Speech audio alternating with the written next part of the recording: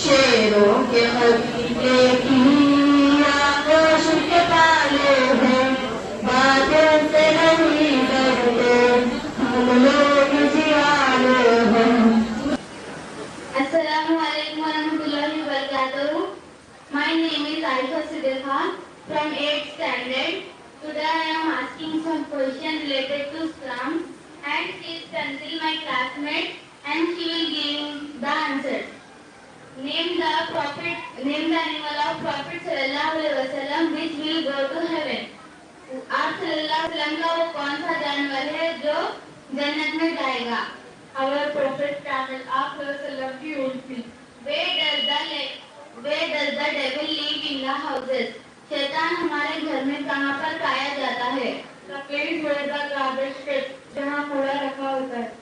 Which creature is protected by the angels? फरिश्ते किस मखलूक की हिफाजत करते हैं? मुमन्नित इंसानों की. What is that sin that cannot accept our good deeds? वो कौन सा गुनाह है जिससे हमारे नेक अमल कबूल नहीं होते? Ever smoke shit करने वालों के कोई नेक अमल कबूल नहीं होते. What is the meaning of दज्जाल? दज्जाल के क्या मायने हैं?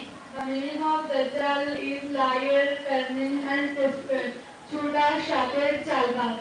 The man was created from the soil of which part of the earth? इंसान किस मिट्टी से बनाया जाता है? The person is made from the soil for that place where the person will be buried. जिस मिट्टी में इंसान को दफनाया जाता है उसी जगह की मिट्टी से इंसान को बनाया जाता है. Which prophet has planted the first date palm tree? कौन से नबी ने पहला खजूर का झाड़ उगाया है? हज़रत अनूश रज़ियल्लाहु तआला अन्हु. Who is that prophet that born on sky and died on the land? वो कौन से नबी है जो आसमान पर पैदा हुआ और जमीन पर वफात पाए? हज़रत आदम अलैहिस्सलाम. Which angel brought the shoes of हज़रत आदम अलैहिस्सलाम? वो कौन से फरिश्ते हैं जो आदम अलैहिस्सलाम का कफन लाए थे? हज़रत जिब्राइल अलैहिस्सलाम. Which food never spoil?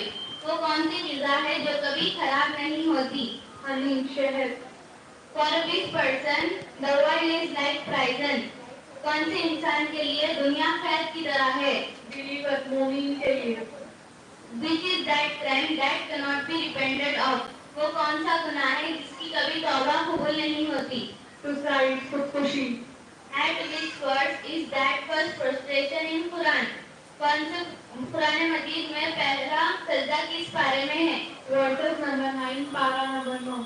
Who is that prophet that started speaking as soon as he was born?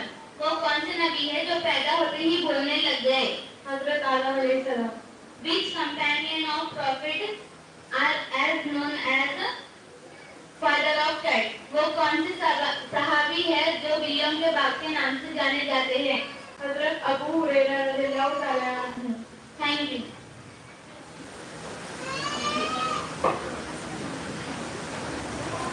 माशाअल्लाह, सुभानअल्लाह. आप लोगों को तिलावत कुरान पाक के 3 अहम फज़ीले बताने जा रहा हूँ. तिलावत कुरान पाक से दिल का ज़ंग दूर होता है. तिलावत कुरान पाक से अल्लाह ताला से मोहब्बत होती है. तिलावत कुरान हर रूह पर 10 नेकी मिलती है. तिलावत कुरान पाक पढ़ने वाले ये ख्याल करेंगे अल्लाह ताला ने हुक्म दिया कि पढ़ो, सुनाओ, कैसा पढ़ोगे. तिलावत कुरान पाक सुनने वाले ये ख्याल करेंगे मुस्लिम आज़म का कलमा पढ़ा जा रहा है. Thank you. मैं अपने बच्चे को दुनिया में लाने के लिए बहुत सी तकलीफात बर्दाश्त करती है. भूख की फिक्र मिटाने के लिए मेहनत करता है. माँ अपने बच्चे को बड़े प्यार और मोहब्बत के साथ पालती है. बच्चे को खुश देखकर खुश हो जाती है. इसी तरह बाप दिन भर मेहनत कर मजदूरी करता है. आखिर में दुआ है कि अल्लाह ताला हमें वालिदैन की इज्जत व एहतराम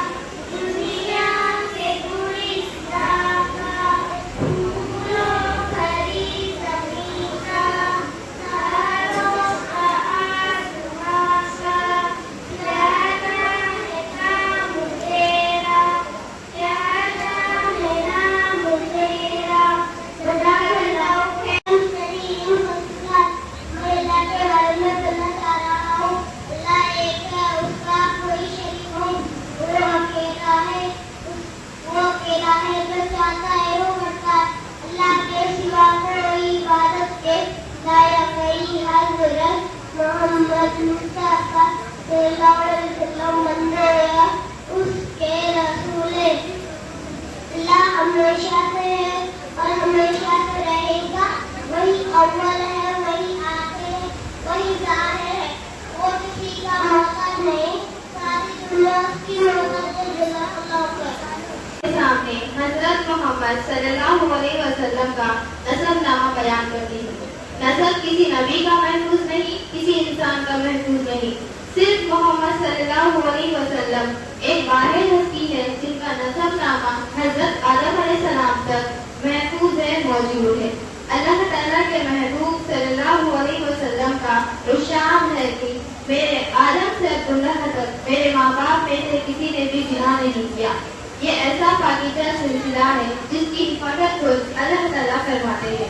मोहम्मद बिन अब्दुल्लाह बिन अब्दुल मुतल्लिब बिन हाशिम बिन मुनाफ बिन कुसै बिन किलाब बिन कआब बिन लुई बिन गालिब बिन फहर बिन मालिक बिन नजर बिन कनाना बिन खुज़ैमा बिन मुदरिक बिन इलियास बिन मजार बिन नजार बिन माऊद बिन अवद बिन अदनान बिन हमसई बिन सलमान बिन आल बिन यास बिन कमवाल बिन उबय बिन नाशिद बिन हैज बिन बुलदास बिन यदरीब बिन तैयब बिन जहम बिन नाहज बिन माकी बिन ऐजी बिन अख्तर बिन उबैद अदवा बिन हमदान बिन संबर बिन यसीबी बिन यहजत बिन यलजल बिन अरई बिन ऐजी बिन जिशान बिन ऐसर बिन अखनाद बिन इमाम बिन मुहसे नाहज बिन सारह बिन सबी बिन सबरी बिन इबाद बिन आराम हैदर बिन इस्माइल अलैहिस्सलाम बिन इब्राहिम अलैहिस्सलाम बिन आदर बिन नहूर बिन सुरूज रऊह बिन फलज बिन हूद बिन सलाह बिन साम बिन नूह अलैहिस्सलाम बिन अलवहसलाम बिन इदरीस अलैहिस्सलाम बिन यराह बिन किनाना बिन अलूश बिन शीश बिन आदम अलैहिस्सलाम। मुहतरम सामाईन, ये था हमारे प्यारे नबी का सदरे नसबनामा। उम्मीद करती हूँ आप लोगों के मालूमात में कुछ इजाफा होगा।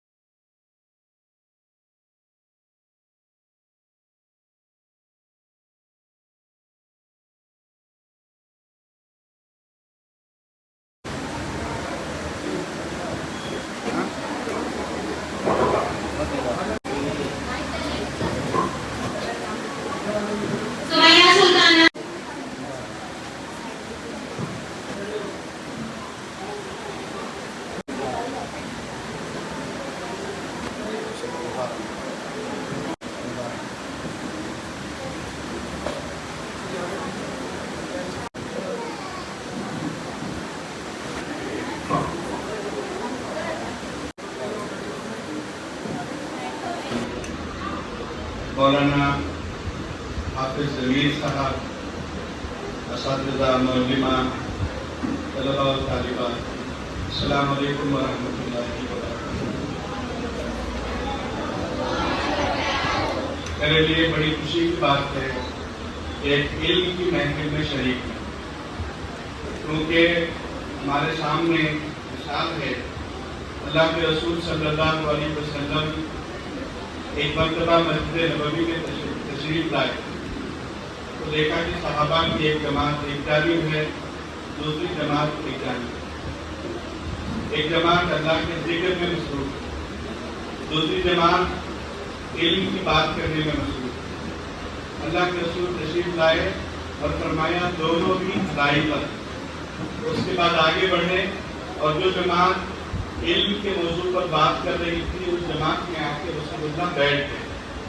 اس سے اندازہ ہوتا ہے کہ اس دنیا میں سب سے بڑا کام، پسندیدہ کام علم کی محفل سجانا ہے۔ یہ اسکول جو روزانہ چل رہا ہے، یہ مت سمجھیے کہ یہ ریگولر اسکول ہے۔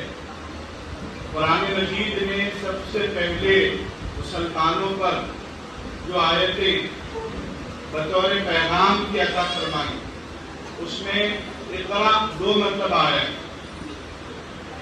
اقرا بسم ربک الذی خلق، خلق الانسان من علق۔ اس کے بعد پھر فرمایا گیا اقرا وربک الاکرم۔ اور دوسری مرتبہ جو اقرا آیا ہے اس سے مراد زمانے کی ضرورت کا علم حاصل کرو، یعنی ماڈرن ایجوکیشن۔ آپ ایک ایسے اسکول میں ہیں جہاں پر بیک وقت دونوں تعلیم دی جا رہی ہے، دینی تعلیم بھی دی جا رہی ہے، ماڈرن ایجوکیشن بھی آپ کے بچوں کو فراہم کیا جا رہا ہے۔ اور قرآن مجید نے آنے والے قیامت تک کے زمانے کے حالات کو پہلے سے ہی بتایا۔ آپ دیکھیے اسی آیات کا تسلسل جو ہے 5 آیتیں ہیں، یہ اس میں فرمایا گیا اقرأ وربک الاکرم الذی علم بالقلم۔ اس رب کے نام سے پڑھیے جس نے قلم کے ذریعے سکھلایا۔ تو ایک سوال پیدا ہو سکتا ہے، آج کل ایجوکیشن وداؤٹ پین پیپر کا بھی کانسیپٹ آیا ہے، تو کیا یہ قرآن کا نظریہ قلم کے ذریعے تعلیم آؤٹ ڈیٹڈ ہو چکا؟ کوئی اعتراض کا ذہن رکھنے والا ایسا اعتراض کر سکتا ہے؟ قرآن تو تعلیم کو قلم سے جوڑ کے بیان کر رہا ہے، جبکہ آج کے ماڈرن ایجوکیشن میں اکیڈمک کے لیے، تعلیم کے لیے قلم کی ضرورت ہی نہیں۔ لیکن اللہ تعالیٰ کو آئندہ زمانے کی ساری ایجادات کا اس لیے علم ہے کہ وہی خالق ہے، اسی کے منشا اور مرضی سے بندے اپنی صلاحیتوں کو پروان چڑھاتے ہیں اور جو کوشش کرتے ہیں وہ سرفراز ہوتے ہیں، چاہے کسی مذہب سے ہو۔ جو کوشش کرتا ہے اللہ اس کو کامیابی دلاتا ہے۔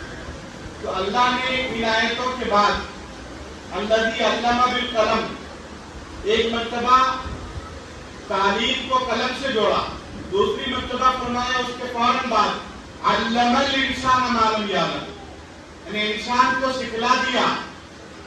یہاں پر قلم کا ذکر نہیں جو وہ نہیں جانتا تھا۔ تو تعلیم قلم کے ذریعے بھی ہو سکتی ہے، قلم کے بغیر بھی ہو سکتی ہے۔ تو قرآن مجید آپ کو دین اسلام سے متعلق یہ رہنمائی کر رہا ہے، اور تربیت بہت ضروری ہے۔ یہ بچے پڑھنا چاہتے ہیں، ہم انہیں دعوتوں میں لے جا کر ان کے مستقبل کو خراب کر رہے ہیں۔ یاد رکھیے یہ بچے ٹیلنٹڈ ہیں، صلاحیت والے ہیں، ہم انہیں موقع فراہم کریں، رات میں جلدی سونے کا آپ گھر میں ماحول بنائیں۔ ایک روم کم سے کم بنائیے جہاں لائٹ آف ہو، آپ کے بچے وہاں آرام کر رہے ہیں۔ آپ کو مصروفیت پہ کچھ کام کر رہے ہیں، دوسرے حصے میں کیجیے۔ گھر میں تعلیم کا ماحول دیجیے بچوں۔ آپ سب مائیں ہیں، دنیا کا سب سے مقدس عمل، سب سے پاکیزہ جو عمل ہے وہ ماں کا تربیت کا۔ ماں کے ذریعے ہی نسلیں پروان چڑھتی ہیں۔ آپ کے بچوں کا مستقبل، ان کی کامیابی آپ کی محنتوں کا بدلہ ہوتا ہے۔ آپ کی قربانی آپ کے بچوں کو کامیاب بناتی ہے۔ اس لیے آپ سب اپنے بچوں کو گھر میں تعلیم کا ماحول فراہم کریں۔ انہیں ایسا لگے کہ ہمارے گھر میں پڑھنا ہے. تعلیم کے لیے ان کو مواقع دیجیے. میں مبارکباد دیتا ہوں مولانا حافظ ضمیر صاحب کو کہ انہوں نے دینی تعلیم کے ساتھ انگریزی ماڈرن ایجوکیشن کے کانسیپٹ کو کامیابی کے ساتھ فلفل کیا ہے. اس سے پہلے میں بچوں سے ایگزام بھی لیا, بچوں سے پوچھا بھی ہوں, مجھے کافی اطمینان ہوا. جب بھی میں دوسرے مدرسے میں جب شریک ہوا, یہاں سے پہلی بار آیا ہوں, بچوں کی تعلیمی لیاقت سے مجھے بہت تاثر حاصل ہوا, میں بہت متاثر ہوا.